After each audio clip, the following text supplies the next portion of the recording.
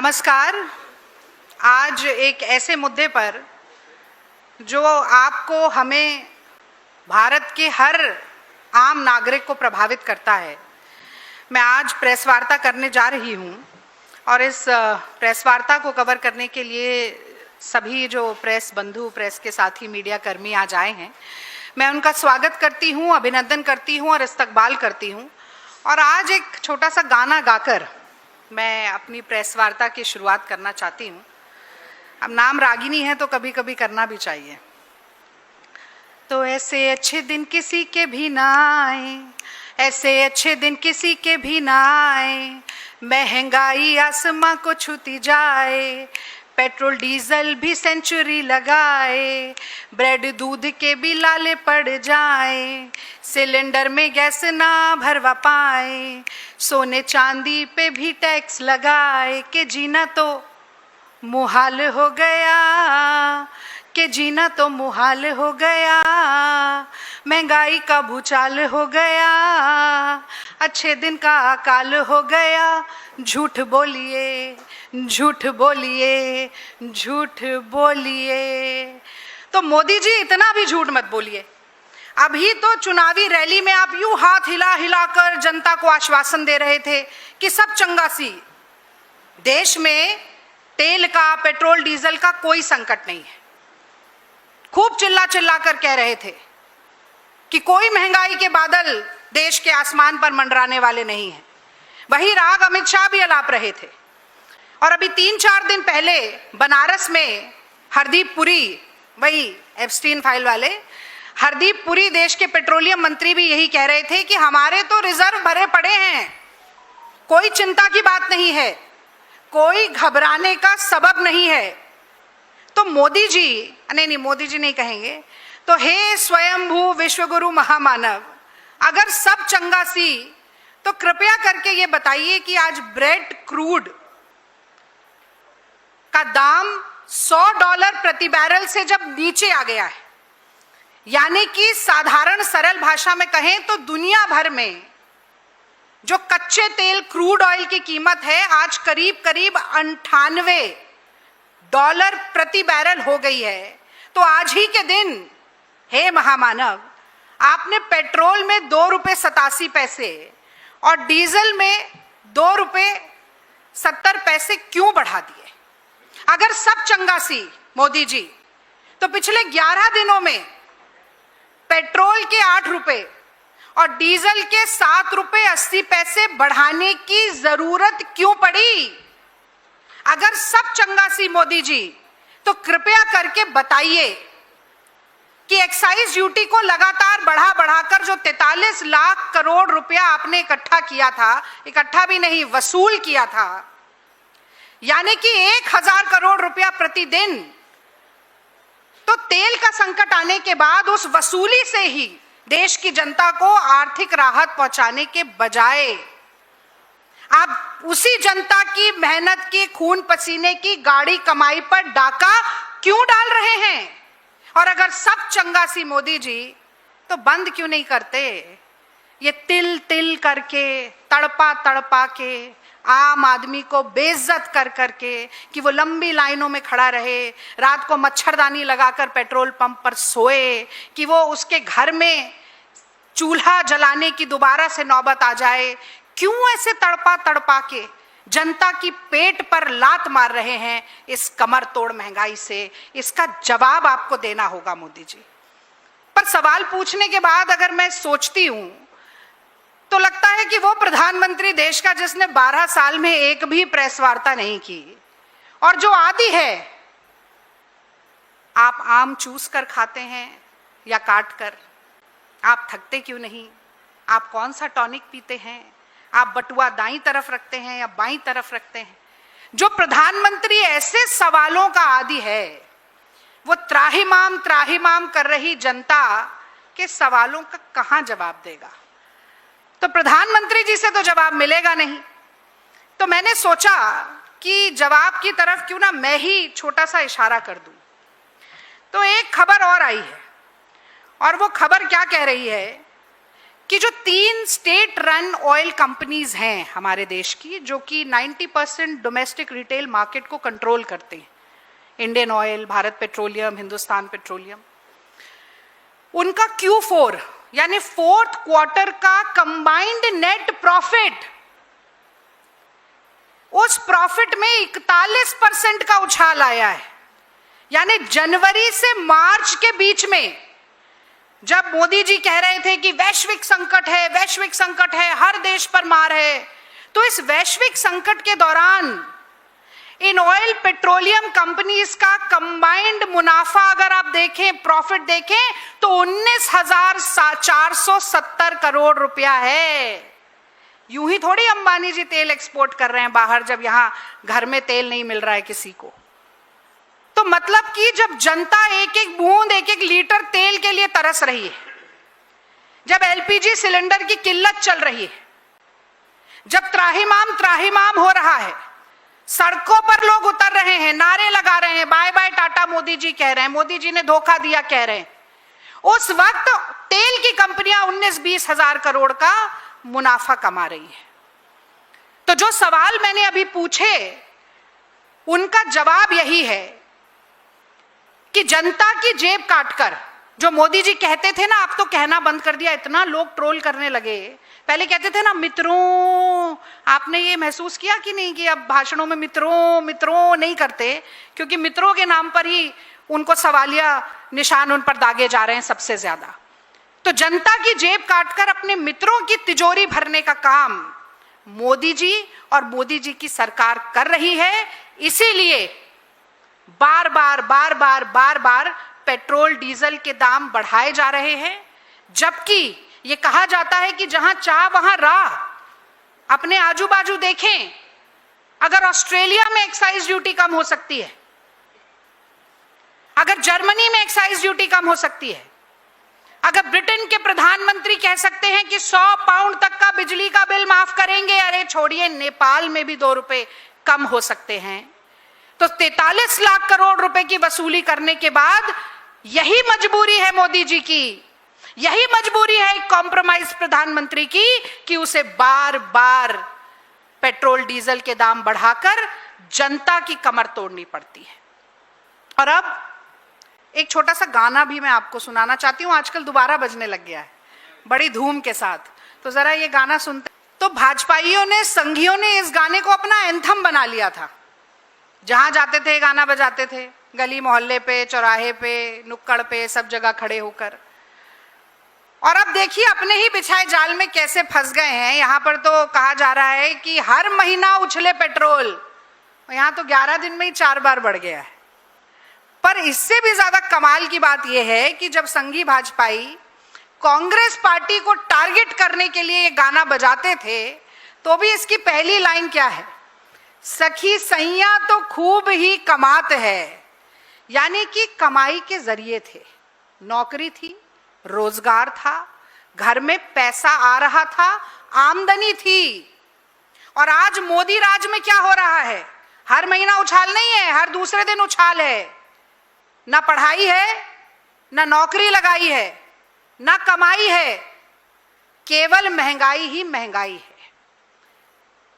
तो थाली है पर खाना नहीं है, जेब है पर पैसा नहीं है, सिलेंडर है पर गैस नहीं है, डिग्री है पर नौकरी नहीं है, वाहन है पर पेट्रोल डीजल नहीं है, जीवन है पर खुशी नहीं है, सुख नहीं है, चैन नहीं है, शांति नहीं है।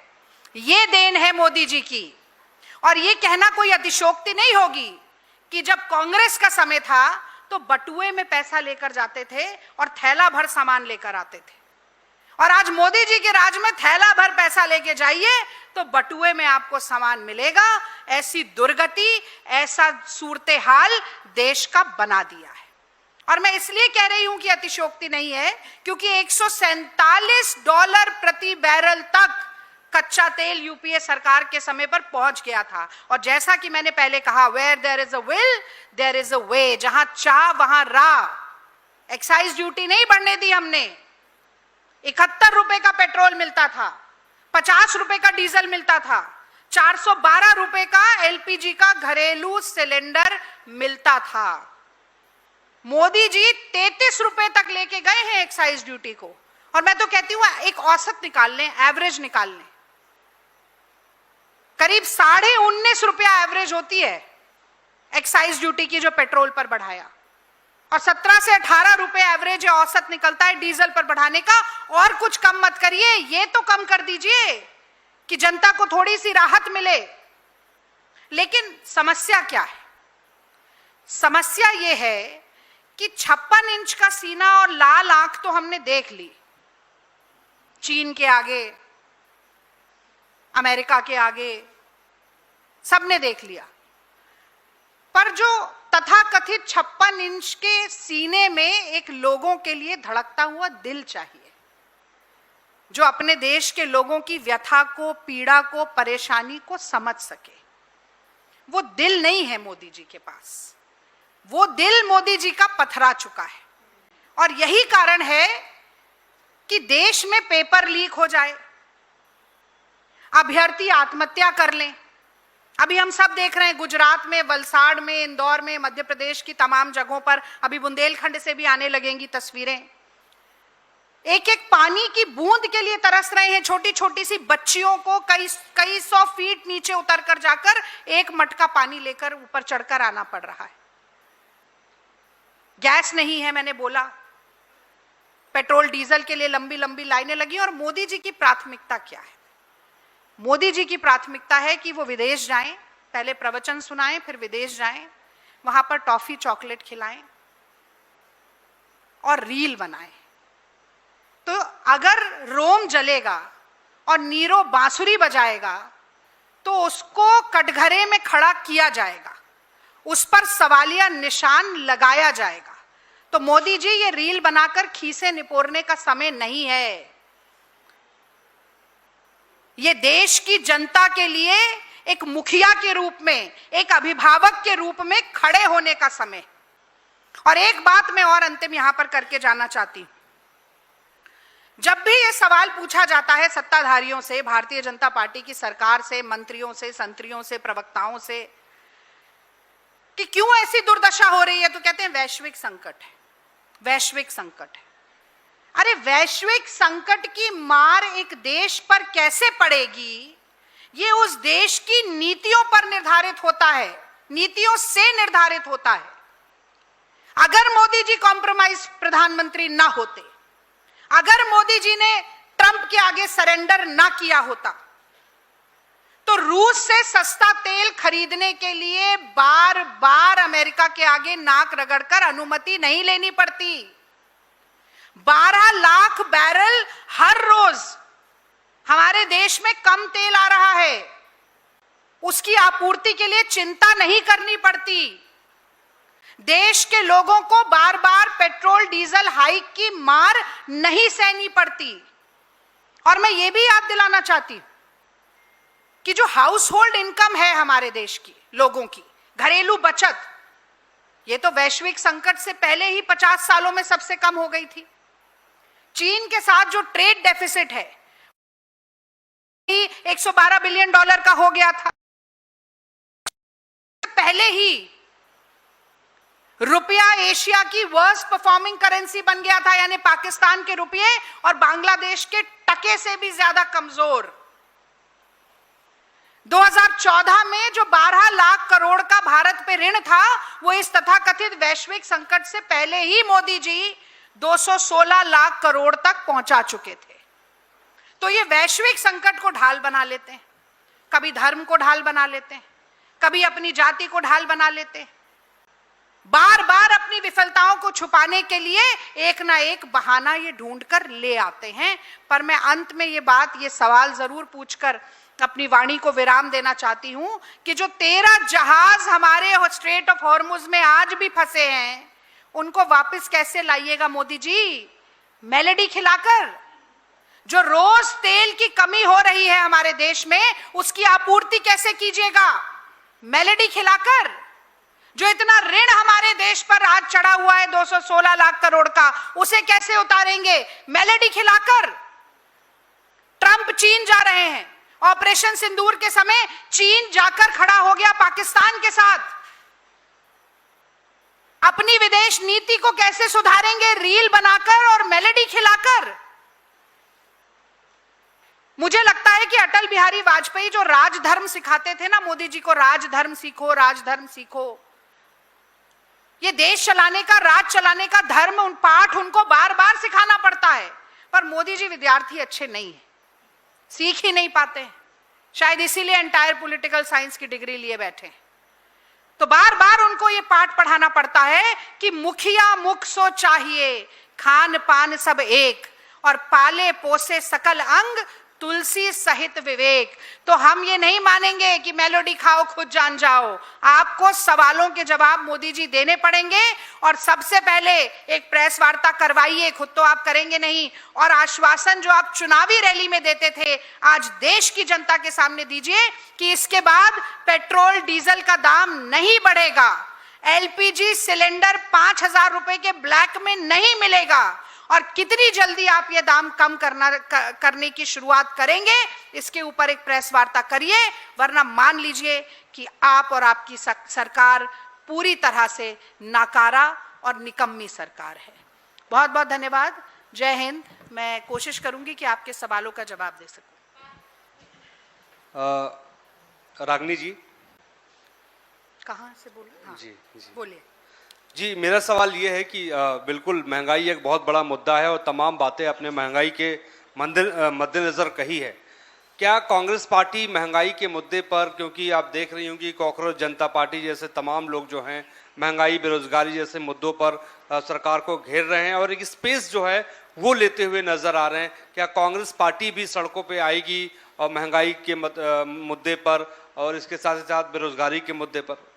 मोहित जी, ये तो बहुत ही कमाल का सवाल है, क्योंकि मुझे लगता है कि पिछले 4-5 दिन से जिस तरह से कांग्रेस पार्टी, एनएसयूआई, युवा कांग्रेस के बैनर तले लाखों नौजवान राजस्थान में, तेलंगाना में, कर्नाटक में, देश के कोने कोने में सड़कों पर उतर कर आ रहे हैं, उसके बावजूद अगर ये सवाल पूछा जाए कि कांग्रेस पार्टी क्या करेगी या कोई और स्पेस ले रहा है, देखिए, जब जनता के दुख दर्द की बात होती है तो कांग्रेस पार्टी के लिए स्पेस लेने की लड़ाई नहीं है, ये जनता की आवाज को बुलंद करने की, उनके दुख दर्द के मानी समझने की, उनके हक और हुकूक की लड़ाई लड़ने की कवायद है। और मुझे लगता है कि जिस तरह से जनता ने रिस्पांस दिया, नौजवानों ने रिस्पांस दिया, जो हमारे साथ आकर जुड़े, और खास तौर से एनटीए बैन करो, धर्मेंद्र प्रधान इस्तीफा दो, बेरोजगारी खत्म करो, महंगाई खत्म करो, और अब तो मोदी जी इस्तीफा दो के भी नारे लग रहे हैं। मुझे लगता है बहुत जल्दी मोदी जी का झोला उठाकर बाहर निकलने का समय आने वाला है। आप कुछ पूछ रही थी? अच्छा मैम नमस्कार, मैं सुमंत हूँ जी न्यूज से। मैं ये जानना चाहता हूँ, महंगाई को लेकर आपने तमाम बातें कही, लेकिन कांग्रेस पार्टी की सरकार से स्पेसिफिक क्या मांग है महंगाई से राहत दिलाने को लेकर सरकार से? देखिए, मैंने अभी बोला जी, सबसे पहले तो सरकार की तरफ से एक प्रेस वार्ता हो जिसमें ये आश्वासन दिलाया जाए कि पेट्रोल डीजल के दाम बढ़ेंगे नहीं, घटेंगे।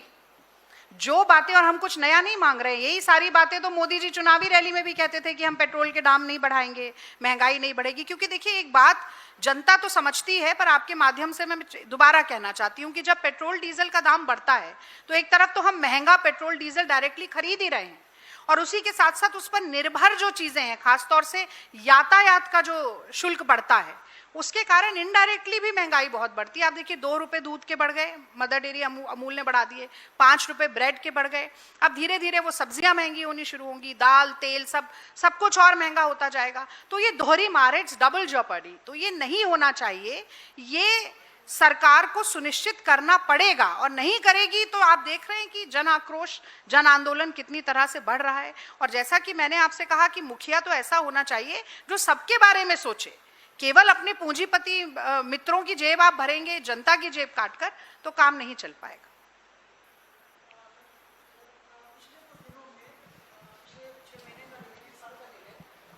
बहुत सारे ऐसे, चाहे मनरेगा हटने का मुद्दा हो, मनरेगा का उन्होंने नाम बदल के उसमें प्रावधान बदल दिए, पेट्रोल डीजल बढ़े, ऐसे बहुत सारे मुद्दे आए जिन पे कांग्रेस पार्टी को मौका मिला कि वो सड़क पर उतरे और रोड जाम करे। लेकिन होता क्या है कि चाहे राजस्थान हो जहां पे आप मजबूत स्थिति में है, वहां पे एनएसयूआई उतर के प्रदर्शन करती है। पुराने कार्यकाल में हम देखते थे भारत बंद हो जाता था, वैसा उस टाइप का कांग्रेस पार्टी कुछ करते दिखाई देती नहीं है। देखिए, मैं तो कल से 2-3 दिन से जो भी ट्वीट करती हूँ या सोशल मीडिया पे अपनी पोस्ट डालती हूँ, उसमें मैं लिखती हूँ कांग्रेस इधर है, गोदी मीडिया किधर है। इतना हुजूम पे हुजूम निकल रहा है, लोग मशाले लेकर चल रहे हैं, लाखों करोड़ों लोग सड़क पर उतर रहे हैं, और अगर यही सवाल पूछा जा रहा है कि कांग्रेस कहाँ है, तो मुझे लगता है कि इस सवाल पर भी थोड़ा सा आत्ममंथन होना चाहिए। आज कांग्रेस पार्टी के अलावा कौन सा राजनीतिक दल है जो कांग्रेस की विफलताओं, माफ कीजिए, सरकार की विफलताओं पर सरकार को की नाक में नकेल डालने का काम कर रहा है? कौन सा नेता है राहुल गांधी के अलावा पूरे देश में, आप बताइए, जो आरएसएस, बीजेपी, प्रधानमंत्री जी की आंखों में आंखें डालकर चुनौती देकर सवाल पूछ रहा है? तो मुझे लगता है कि लोकतंत्र का जो चौथा स्तंभ है, उसको भी कहीं ना कहीं ये समता और समानता की सत्ता जो कर रही है, उसके खिलाफ विपक्ष क्या कर रहा है, उसको भी बराबरी से प्रदर्शित करना चाहिए, ताकि ये समन्वय बना रहे।